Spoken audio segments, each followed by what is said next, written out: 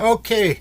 I just watched Jay Silverhill's video, and now that my Joe May stuff is uploaded, um, night one, when I pulled in, I parked here, and that's when I was doing that live, and I shut down so I could get set up.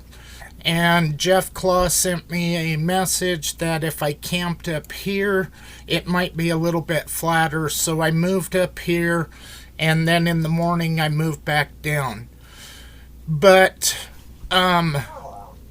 when I did this hike, I came down here because I wanted to check out this hole. I didn't go up to it. I got close enough to where I could zoom into it with my camera, and then I came up and I checked out this agave pit.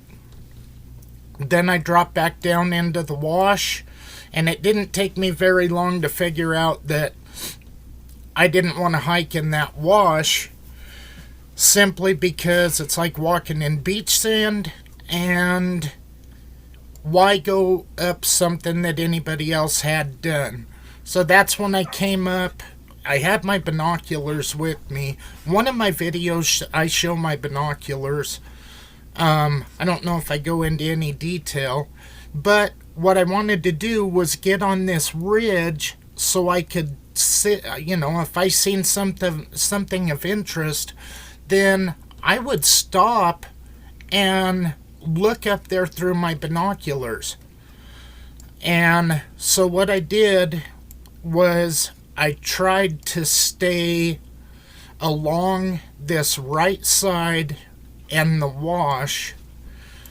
And this is how I went up. I just stayed on, I hugged this ridge line as tight as I possibly could. So most of my pictures are from along this side, and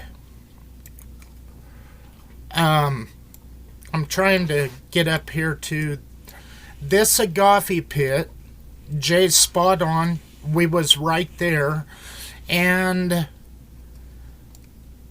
somewhere, I wish I would have turned on Onyx. I had every intention of turning Onyx on so I could track my moves and I wouldn't have to go through this. Somewhere by this, maybe it's up in here, is where that other mine and that little hole are. But what I wanted to do was cover things that I really hadn't seen. One thing about this agave pit, once I hit that mine, or that little mine shaft, I realized I was following where Chig had went, but I really didn't know where Chig had gone. And so I really stayed tight. This one, I really didn't go into these very far. It just was kind of based off of a gut instinct kind of a thing. I'm not sure how many people would understand that.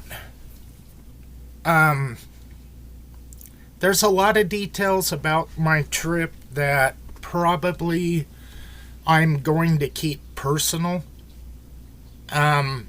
Just because not everybody has the same belief system. And so I just would keep that personal. But anyhow, I would kind of drift in here, walk around. This tan line is my base route. One of these, there was a dead tree out here, and I hung my backpack up. In my video, I brain farted in the middle of talking about it. When I was saying those dead trees, I just never finished the sentence. I would pick a lone dead tree and I would hang my backpack up. Now, my backpack, I had that thing roughly about 40 pounds. I had night vision, I had food, I had water, I had snacks. I took the whole goddamn shooting match with me, and it didn't take me very long to realize that I had screwed up big time. And so once I got back to the pickup, I readjusted my pack to where I had what I was planning on using on the hike I was headed out to. But anyhow, I would hang my backpack up in the dead tree all by itself. That way I could come right back to it. Then I would go up and look around, see, if there was anything that was a point of interest. I did not video it. I had my phone with me, but I had my video camera in my backpack.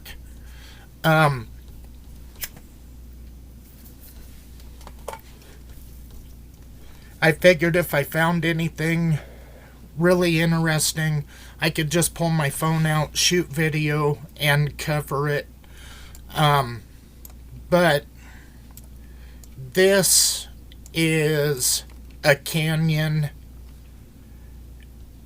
that I would really like to be able to camp in, and I really would like to figure out how to get above these cliffs and get back up in here.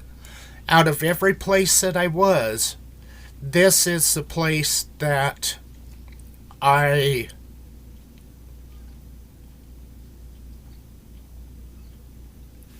trying to figure out how to word this. This was the place that I got the best feeling from. Then I came back down and kind of side-hilled my way up to the mine. And when I was sitting at the mine, that's when I watched that car pull in right behind my pickup. And so everything pretty much got thrown out the window. I wanted to come over here. I wanted to come stand up in Wild Horse Pass and get pictures. But like I say, I did not know what was going on. If I would have known it was some hippie chick out there picking flowers, I would have carried on with the mission. But I kind of had to abandon the mission because I was worried about getting back there in my pickup sitting on blocks, or my anti-communism shit would have my windows broke out. I mean, it just was, it is what it is. But the thing that I can say about this trip is it was, even though I didn't accomplish everything that I wanted to, I got to learn, and I did accomplish a lot more than I really thought I did at the time. Coming back, I pretty much hugged this mostly because I wanted to keep my pickup in sight. I spent 6 hours just to get to the mine, and it took me 45 minutes to get back down to my pickup. But what I'll do is I will try to fill this screen out, and I'll put a screenshot in. That way, for people that want to keep track of where others have been, that way you have the information, because there really isn't a lot of sense in going up and covering the exact same footsteps. To me, that makes no sense. If we're all just going to follow the exact same track, then we're never going to find anything, and we're not really going to have any answers. So anyhow, this is the Joe May hike. And I will, like I said, I'll get some screenshots, and we will, hopefully it will help others. All right, later.